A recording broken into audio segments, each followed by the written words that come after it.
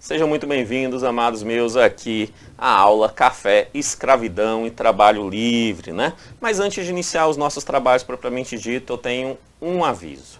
Logo, aqui abaixo na descrição desse vídeo, existe 3 links. O link número 1 é o link do material em PDF de apoio a essa aula. Material em PDF igualzinho esse que você está vendo aqui na tela, tá? Aqui na tela, perfeito? Então, o mesmo material em PDF de apoio a essa aula. O link número 2 é o link de uma playlist com videoaulas gratuitas de história da PM Paraná 2020, tá? Então, uma playlist com videoaulas gratuitas da PM Paraná 2020. E o link 3 é o link do curso completo de história do Brasil e do Paraná, focado aí no edital Paraná 2020. Então, no link 3 está lá o curso completo. Quer ter o curso completo de história comigo? Focado nesse concurso? Link 3, tá? Link 3. Beleza? Tá? Então, link número 1, material de apoio em PDF. Link número 2, playlist com videoaulas gratuitas. E link número 3, curso completo de história focado no concurso da PM Paraná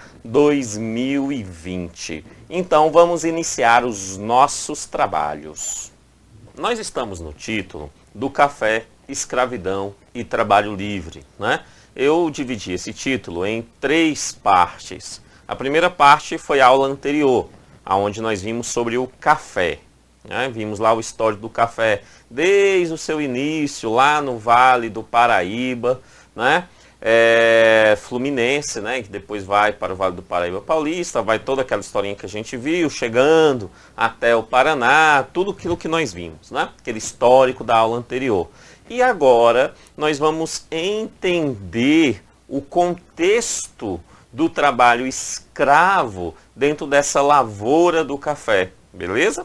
Então a gente sabe o café, sabe por onde ele passou, e agora nós vamos entender quem são, como que funciona, né, o processo escravocrata brasileiro na produção do café, também fundamentado naqueles períodos que eu dividi, né, o próprio período do café da aula anterior. Acredito que assim vai ficar mais fácil a compreensão e, obviamente, vai ajudar facilmente a você acertar as questões da prova. Amém? Amém, Senhor, amém, Senhor. Beleza, então sem mais delongas, vamos iniciar os nossos trabalhos. Quando nós falamos de escravidão, né, é um período que, se pudéssemos, não teríamos, né? É um período, a escravidão é uma das coisas que dá à humanidade consciente uma tristeza profunda, né? Exatamente porque ele vê no ser humano a possibilidade da crueldade gigante, né? O ser humano, ele é um ser que, quando é para ser cruel, ele é muito cruel. E nós vimos isso entre vários outros pontos da história da humanidade, a gente percebe isso claramente na escravidão, tá? E essa escravidão no Brasil, a escravidão negreira no Brasil, que é a escravidão que predomina no campo do café, né? Ela tem aí algumas características que a gente precisa então visualizar para fins de prova, né? Para fins de prova. Primeira característica, a gente precisa entender quem eram esses escravos, tá? Quem eram esses escravos. Então, os escravos, eles exerciam um trabalho forçado. Basicamente, a gente tinha, de uma forma bem simplista, 3 tipos de trabalhos de escravos, tá? O primeiro tipo é o escravo do eito. Escravo do eito é o escravo da lavoura, né? É o principal escravo quando a gente fala da economia cafeeira, beleza? Então, o escravo do eiro é aquele escravo da lavoura, tá? Existiu o escravo doméstico, né? Os negros domésticos, o escravo doméstico, você conhece muito bem, né? Você leu lá Casa Grande Senzala, você viu novelas, né? Então, existia sim essa separação, beleza? Então, o escravo da lavoura e o escravo da casa grande, o escravo doméstico, beleza? Tá. Esses contextos históricos são percepções da história. Até quando você vai estudar a história da escravidão profundamente, a gente percebe que filmes, novelas, eles pegam apenas uma perspectiva dessa história. Eles não entram com outros pontos, tá? Mas, para fins de prova, o que a gente tem que entender é que sim, havia escravos. Esses escravos, existia o escravo do eito, que era o escravo que trabalhava na lavoura, no nosso caso do café, né? Existia também o escravo doméstico, beleza? E existia uma espécie de terceirização do escravo, né? Essa espécie de terceirização do escravo a gente chamava de escravo de ganho, né? Escravo de ganho. Ou seja, o escravo de ganho era aquele escravo que na maioria das vezes tinha alguma profissão, ele sabia fazer alguma coisa. Tá? E aí o seu dono, né, o seu senhor, ele iria lá e alugava o trabalho desse escravo para uma outra pessoa. Essa pessoa ia lá e fazia. Né? Tinha escravo que era carpinteiro, tinha escravo que era barbeiro. Né? E aí esses escravos faziam esses trabalhos e muitos desses escravos, que eram escravos de ganho, né, eles tinham uma parte daquilo que eles conquistavam. Ou seja, quando ele era barbeiro, ele cortava lá o cabelo do povo, fazia a barba do povo, né? E depois que ele fazia isso, o que o cliente pagava, né? E a maior parte para o senhor daquele escravo, mas aquele escravo tinha um troco, né, em relação àquele serviço, beleza? Então, essa é o tipo de sociedade escravocrata, bem resumidamente, que nós tínhamos no Brasil e os serviços. É óbvio, né, que dentro desses conceitos existe o conceito da dominação dessa escravidão. Então, você tem modelos diferentes de escravos, você tem estruturas diferentes de escravidão, você tem, em um ponto, uma violência gigante contra o escravo, e em um outro ponto, um patamar de menos violência, né? Por quê? Porque tenta colocar na cabeça, e consegue muitas das vezes, dos escravos, que é melhor não ir contra essa estrutura, porque senão eles irão sofrer aquilo que aqueles que vão contra sofrem, beleza? Então você tem uma estrutura muito mais do que do aspecto da força física, da violência física, mas uma estrutura psicológica, né, social, criada na mente desses escravos para que eles permanecessem naquela sociedade, ok? E entre essas violências, que são as violências mais conhecidas, né, nós temos lá a palmatória, né, que os escravos sofriam, tem lá o tronco, né, o tronco você conhece, viu, nas novelas, né? A máscara era uma máscara de ferro mesmo, né? Que era colocar nos escravos para que eles não pegassem alimentos, não comessem alguma coisa, entre outras formas, né? E percebam que todas, isso é o que mais nos interessa, todas essas violências, né? Elas eram públicas. É isso que a gente interessa para fins de provas, elas eram públicas. Ou seja, não adianta eu colocar um escravo negro em uma sala fechada e dar o sofrimento para ele sem ninguém saber que ele está sofrendo. Não adianta por quê, Kennedy? Não, porque a punição para aquele escravo não era só a punição contra o escravo. A punição com aquele escravo era para mostrar para os demais escravos o que poderia acontecer com eles caso eles não se adequassem ao sistema escravocrata pré-existente. Entendemos? Beleza? Então, por isso que elas eram públicas. Exatamente por isso. Perceba que os portugueses fazem isso na história do Brasil o tempo todo. Não só com escravos, com homens brancos também. Você pega lá o próprio Tiradentes, né? Foi algo público, né? Ali indo para histórias mais específicas, Lampião e Maria Bonita, né? Depois que captura, mata eles, corta a cabeça, coloca em museu, algo público, né? O próprio Zumbi dos Palmares, né? Também corta-se a cabeça e coloca ali, né, em ato público. Zumbi dos Palmares, a Dandara, que era a esposa, né, do Zumbi dos Palmares, certo? Então, você termina tendo uma estrutura clara de demonstrar que aquela situação para o escravo ele pode sofrer e as consequências são cruéis, piores do que a morte. Entendeu? Então, por isso, é um modelo importante. Ok, é óbvio que tendo essa estrutura toda, né, você sempre vai ter resistência. Não é porque ele está fazendo isso que todo mundo vai se adequar àquele modelo. Mas é verdade que a maioria dos negros escravos se adequavam ao modelo. Mas sempre tinha alguma resistência. E os modelos de resistência vão se dando no decorrer da história e da própria forma de pensar dos negros dentro dessa sociedade escravocrata como um todo, né? Entre esses modelos nós temos, óbvio, o suicídio. Suicídio, sim, há relatos de escravos que se matavam, não porque eles queriam tirar a sua própria vida, mas para dar prejuízo ao seu senhor. Perfeito? Revoltas, conhecemos algumas revoltas, né? Os escravos não tinham filhos, né? Então eles evitavam ter filhos a todo custo. Por quê? Porque o filho seria propriedade do seu senhor, né? E ele não queria isso, então também era uma espécie voltada para essa resistência. É óbvio que nem todos os escravos faziam isso, mas você tinha escravos com essa perspectiva, né? Negociações, sim, né? Muitos escravos chegavam no patrão e negociavam. Os seus senhores negociavam, né? Negociavam a possibilidade, por exemplo, de plantar e parte da plantação ali no dia fosse dele, da sua família, né? A possibilidade de que eles pudessem ter atividades religiosas, né? Então houve sim um processo de negociação entre essa demanda, né? E os mais famosos de todos, que acontece principalmente, né, no início do processo escravocrata, ainda no período da cana-de-açúcar no Nordeste brasileiro, mas depois, de certa forma, dá uma expansão ainda no café, que são os símbolos, né, dentro desse processo, que são os respectivos quilombos. Né, os respectivos quilombos, sendo mais conhecido lá, né, o Quilombo dos Palmares, de Zumbi, Dandara, né, que vai acontecer ainda lá no período da cana, né, da cana-de-açúcar, certo? Mas é o símbolo dessa perspectiva de quilombolas e quilombos que vai acontecer no decorrer da história brasileira. Beleza? Tranquilo? Então, essa é a vida do escravo dentro desse processo. Beleza, entendemos isso? Agora nós vamos associar isso ao café.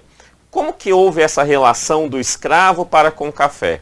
É óbvio que esse processo inicia pelo começo, ou seja, inicia lá na introdução do café, que vai acontecer, né, ali no início, na primeira metade do século XIX, né? Ou seja, 1800 a 1850, 1820 a 1850, você começa a ter ali o processo. Então, para ficar mais simples, eu coloquei até 1850 é a introdução desse café, ainda no Vale do Paraíba, certo? Como é que os escravos vinham para esse Vale do Paraíba e qual era a relação deles com esses senhores e com o processo político existente no Brasil e no mundo? E aí a gente vai inicialmente então para os aspectos das leis, que vai, de certa forma, nortear um pouquinho a nossa perspectiva sobre essa escravidão e o seu processo na produção do café. A primeira grande aspecto vai acontecer em 1845, tá? Em 1845, que foi uma lei inglesa, né? Lá na Inglaterra, né? A lei Bill Arden, né? Não falo inglês não, sou péssimo em inglês, por enquanto. Só por enquanto, tá? Então, 1845, a lei Bill Arden. Essa lei, ela era uma lei que a Inglaterra disse o seguinte, ela falou, ó, olha bem, se eu encontrar algum navio negreiro nos oceanos, eu vou apreender esses navios, vou levar os negros, vou soltar eles lá na África de novo, né, dar liberdade para eles lá no continente africano, qualquer ponto lá do continente africano, não é da cidade que eles foram tirados não, qualquer ponto do continente africano, eu solto, coloco eles lá e eles se viram, mas eu vou fazer isso. E o navio que não obedecer a minha ordem, nós vamos afundar com os negros dentro e vamos afundar com os brancos dentro também, né? Vamos afundar com todo mundo,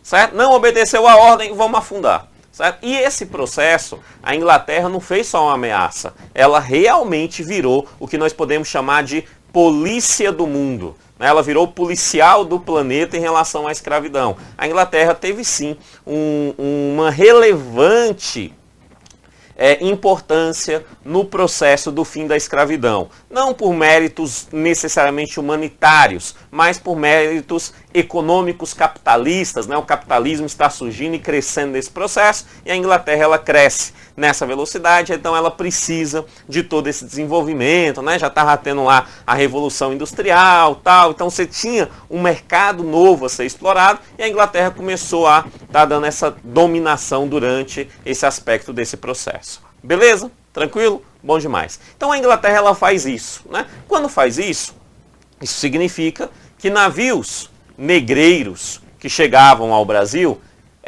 começa a ter a polícia inglesa na sua cola. Então esses navios ficaram cada vez mais difíceis chegar ao Brasil. Tá? Por quê? Porque a polícia inglesa, né, os navios ingleses, as fragatas inglesas estavam no Oceano Atlântico prendendo esses navios. Ainda assim conseguiam chegar, né? Mas dava mais trabalho, certo? Dava mais trabalho. Tá? Então tem até batalhas, já que a gente está falando de história do Paraná, né, para um concurso do Paraná, existe até batalhas entre ingleses e portugueses, né, em áreas oceânicas próximas ao Paraná. Certinho? Então, só para você ter ideia, essa importância dentro desse processo em relação a essa escravidão, tá? E quando o navio não parava, eles afundavam mesmo, não tinha dó em relação a isso, certo? Essa lei começa, então, de certa forma, a incomodar já a própria possibilidade de trazer negros para o Brasil, tá? E a Inglaterra, que tinha grande influência política nesse país, né? Nós vimos o processo de independência desse país já, né? E dentro daquele processo de independência você percebeu que a Inglaterra fez bastante pressão e ela negociou todo o processo de independência, né? Então ela tem sim uma grande influência política, econômica e tal. E aí o que acontece? O Brasil, né? O Brasil, lá em 1850, Dom Pedro II, né? Dom Pedro II assina a lei, a famosa Lei Eusébio de Queiroz. Tá? Essa lei proibia, então, a partir desse momento, de 1850, proibia o tráfico de escravos. Proibia o tráfico de escravos. Ou seja, a partir desse momento, não poderia mais trazer escravos para o Brasil mediante os navios. Kennedy, então a lei fez acabar com o tráfico negreiro? É óbvio que não, mas dificultou cada vez mais. A Inglaterra como polícia de mundo e o reinado brasileiro criando mecanismos para impedir essa escravidão de chegar aqui no Brasil. Tá? O que isso significa então é diminuição massiva, e é isso que nos interessa, diminuição massiva de entrada de novos negros escravos no Brasil. Mas só diminuiu a entrada de novos negros. Não diminuiu a quantidade de negros já escravos no Brasil e, obviamente, a própria reprodução, né, entre esses negros, criando novos negros escravos no Brasil. Perfeito? Então, dentro desse processo, você tem uma demanda, né, histórica importante, tá? Histórica importante. E aí você percebe, óbvio, lei da oferta e da procura. Se eu não tenho como trazer mais escravos do continente africano, e eu só tenho os escravos aqui no Brasil, o que acontece com o preço desses escravos? Eles aumentam. Eles se tornam mais caros. Óbvio, né? Eles se tornam mais caros. Eu não tenho como trazer de fora, eles se tornam mais caros. E quem é que era detentor desses escravos, na sua grande maioria das vezes? Os senhores que trabalhavam na cana-de-açúcar. Na cana-de-açúcar. Então, os senhores que tinham lá os engenhos de açúcar, as produções de cana-de-açúcar tal, eram sim os grandes proprietários de escravos. Mas o que aconteceu com a produção de açúcar? Nós já vimos em aspecto da história anterior. O que aconteceu com ela? Ela dá um fim, né? Com a Holanda produzindo, vendendo, o mercado do açúcar para o Brasil cai bastante, então o preço do açúcar já não tem mais aquele negócio todo, né? E aí esses senhores vê nessa possibilidade, inclusive, né, a possibilidade de fazer algum capital com a venda desses escravos. E ao mesmo tempo está surgindo o quê? Lá no Rio de Janeiro, no Vale do Paraíba Fluminense, depois no Vale do Paraíba Paulista, o que vai acontecer? Surgimento da lavoura do café. Né? Então, esses senhores dos engenhos do açúcar passam a negociar os escravos e vender esses escravos para os senhores agora do café, para os barões do café. Perfeito? Entendemos o contexto? Então isso vai acontecer e esses escravos serão vendidos aos barões do café. Serão vendidos. Este é o processo, é o início, então, da relação histórica entre escravidão e café no Brasil. Que é o que o examinador está pedindo. Ele coloca lá café, escravidão e trabalho livre. Ou seja, ele está relacionando, né? Café, 2 pontos. Eu quero saber o café, eu quero saber a relação que ele tem com a escravidão e a relação que ele tem com o trabalho livre. Na aula passada nós vimos o café, nessa aula nós estamos vendo a relação então do trabalho escravo com esse café e na próxima aula nós vamos ver a relação do trabalho livre com esse café. Entendemos? Beleza. Então, essa é a fase inicial, né? Essa é a fase inicial. Isso que eu acabei de falar para você, escrevi aqui no tópico 3, as consequências, né? O segundo pontinho, ó. Os senhores de engenho da cana-de-açúcar do Nordeste falidos, entre aspas, né? Mas porque não vendiam mais ali tanto café, venderam seus escravos negros para os barões do café. Não são ainda os barões, porque está iniciando o processo, mas é o que vai dar origem a eles. Do Sudeste, inicialmente pela região do Vale do Paraíba Fluminense, que tudo começou, e São Paulo e o Vale do Paraíba Paulista. Beleza? Tranquilo? Ok. Depois que nós vimos isso lá na aula passada, na aula anterior, sobre o início do café, nós vimos que ele foi para uma segunda fase, que eu chamei de desenvolvimento do café. Essa segunda fase começa a sair do Vale do Paraíba e aí vai para a região da Mata Mineira, que pega ali Minas Gerais, Espírito Santo, né? E Campinas, São Paulo, né? Estado de São Paulo hoje. Perfeito? Então ele começa lá por toda essa região e essa evolução, né? Enquanto essa evolução aumenta, né, de 1850 a 1900, é óbvio que o número de escravos nessas regiões vai aumentando também, porque a escravidão não acabou. Né? Os escravos só saíram de um ponto e foram para outros. Ok? E aí esse processo começa a ampliar essa demanda. Mas, por conta de diversos tipos de pensamentos filosóficos pelo mundo ocidental, né, você começa a surgir, então, uma grande possibilidade, um grande questionamento sobre a escravidão. Então, aumenta consideravelmente nesse período, não surge nesse período, mas aumenta consideravelmente nesse período os movimentos abolicionistas, né? O movimento abolicionista, certo? Que é para abolir completamente a escravidão de nosso país. Beleza? Então começa esse movimento. E isso ali por volta de 1850, 1900. Você vai ter vários nomes nesse movimento, tá? Trouxe os nomes aqui, só para os encargos de consciência. Luiz Gama, André Rebouças, José do Patrocínio, Joaquim Nabuco.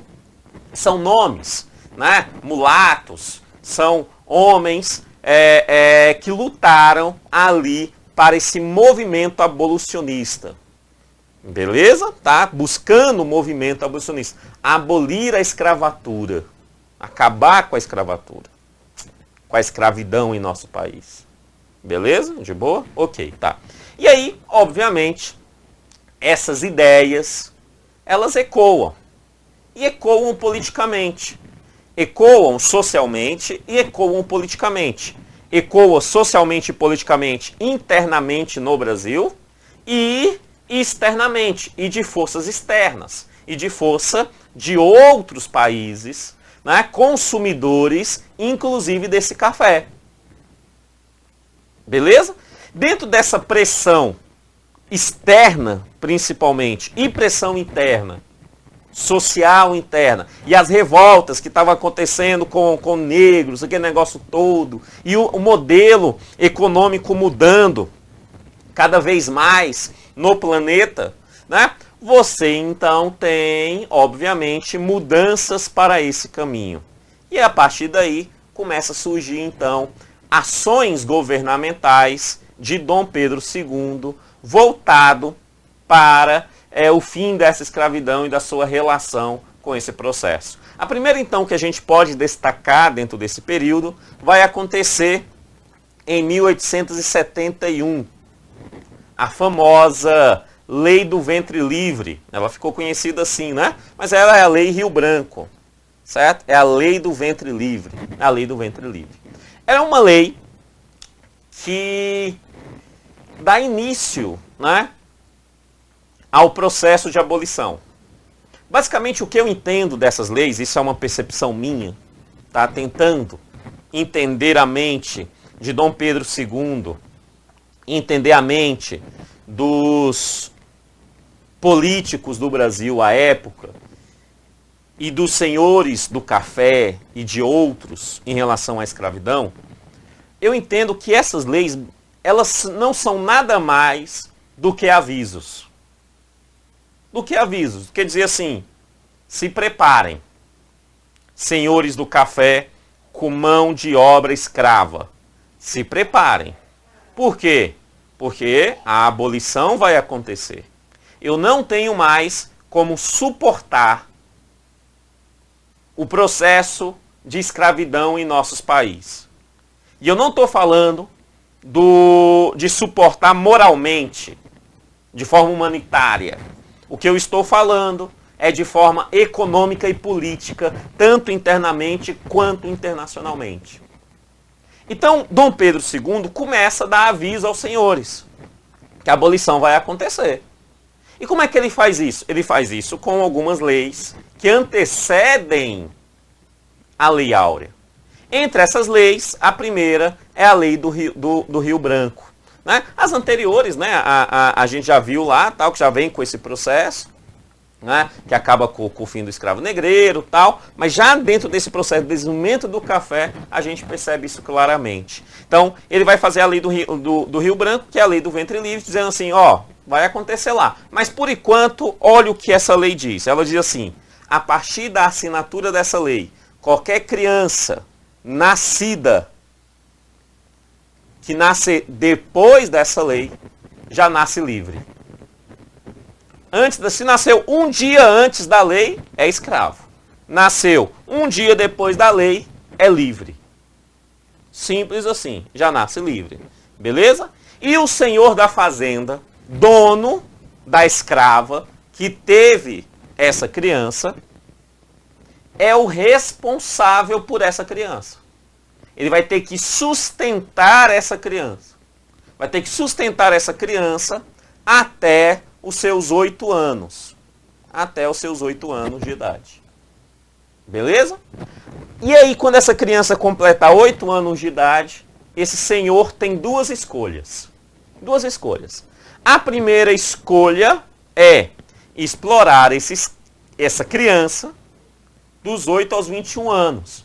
Para quê? Para pagar os custos que ele teve enquanto ela era criança. Basicamente, dava na mesma, né? Essa escravidão aí, certo? Mas ele poderia escolher, olha, dos 8 aos 21, você vai trabalhar aqui para mim, né? Você é livre, mas você só pode ir embora depois que você trabalhar para mim. E com 21 anos, até os seus 21 anos, aí você pode ir embora. Até lá, você tem que trabalhar aqui. Beleza, isso? Ou a segunda hipótese, que aconteceu muito pouco, que foi o seguinte: receber uma indenização do governo imperial quando essa criança completasse 8 anos. Uma indenização por ter cuidado daquela criança até os 8 anos, e aí aquela criança era livre. A partir dos 8 ela era livre. Só que ela era livre, mas era uma criança de 8 anos, negra, em um país escravo. O que essa criança ia fazer? Né? Então o que acontecia algumas vezes? Só para você entender como que o ser humano é. O senhor pegava a indenização, falava para a mãe da criança, agora seu filho está livre, ele pode ir embora. A mãe da criança falava, não, deixa ele por aqui. Aí ele fala, tá bom, mas ele fica aqui só se trabalhar. Entendeu? Ou seja, ele recebia dos dois lados. Né? Mas isso era o que a lei dizia. Tá? É uma lei importante, mas basicamente está dizendo assim, olha bem, senhor, eu estou fazendo de forma paliativa, mas vai acontecer a abolição da escravatura. Olha bem. Tá? E aí isso vai acontecer. Isso em 1871, papapá. Beleza. E aí, alguns anos depois, em 1885, um outro aviso. E é basicamente um aviso mesmo. basicamente um aviso, né? Que era o seguinte, é a Lei Saraiva-Cotegipe, né? Que ficou mais conhecido como Lei dos Sexagenários.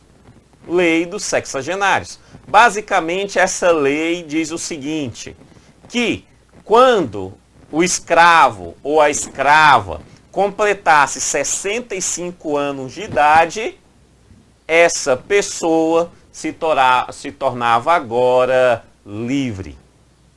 Um ser humano livre. Entendemos? Então, 65 anos livre. Isso em 85. 65 anos livre. Eu queria saber o que essa pessoa com 65 anos escrava, passou a vida todinha na escravidão, ia fazer depois disso. Segundo aspecto, quantos negros escravos chegaram a 65 anos? Existem alguns dados que demonstram que, principalmente no momento mais cruel da escravidão brasileira, os negros viviam até 30 anos, 30 e poucos anos. Então, raríssimos os casos que alguém chegava a 65 anos. Tá? Mas, se acontecesse, ele seria livre. Fazer o quê? Não sei, mas seria livre. Beleza? Tá? E o Estado iria pagar uma indenização para esses senhores, por esses negros, com 65 anos. Já que o Estado falou ele vai ser livre, o Estado paga uma indenização para esses senhores pela liberdade desses negros. Ok? Beleza? Só que isso foi um outro aviso. E enquanto esses avisos estavam acontecendo, a pressão tanto interna, abolicionista, os pensadores, da sociedade, dos próprios negros, né, de brancos que apoiavam essa abolição, de políticos, externa, da Inglaterra, de outros países europeus, toda essa perspectiva vai explodir. Ou da abolição, ou vai acontecer ações que nós não teremos nenhum tipo de controle como Império Brasileiro. E aí, com todo esse processo político, em 1888, a princesa regente do Brasil, Princesa Isabel. Por que foi a princesa e não Dom Pedro II? Alguns me perguntam. É porque Dom Pedro II estava viajando, ele estava para as Europa. Quando veio a bomba, quem estava regendo o país, o responsável pelo país, era a Princesa Isabel.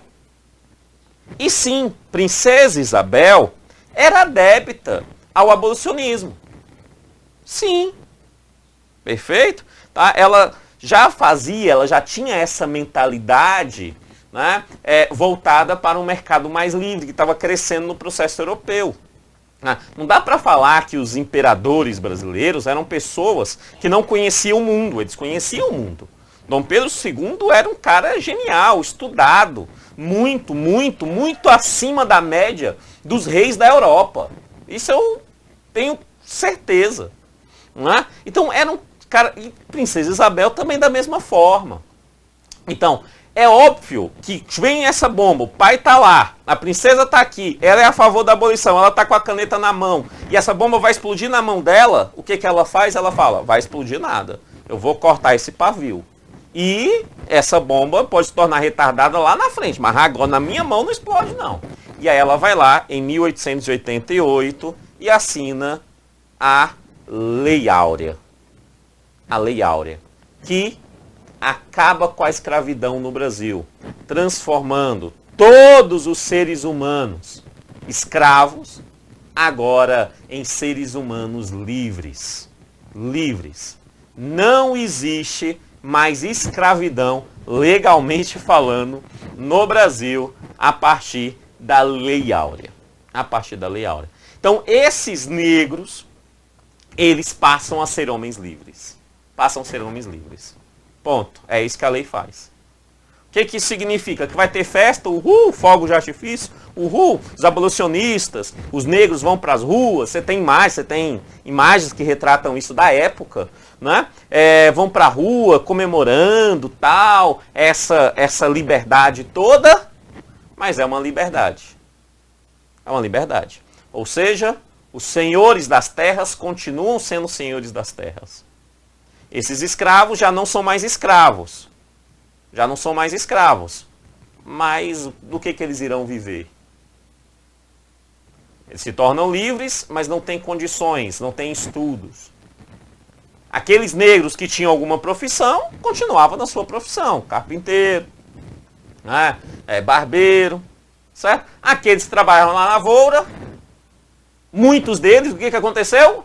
Eram escravos na lavoura, muitos deles continuaram na lavoura. Inclusive, muitos deles morando ainda na senzala, ou nos aspectos de senzalas pré-existentes, que é vários modelos de senzalas, tá? Não tem só um modelinho de senzala, tal, como a gente conhece, não. Mas existem vários modelinhos. Então, eles começaram também a morar ali, né?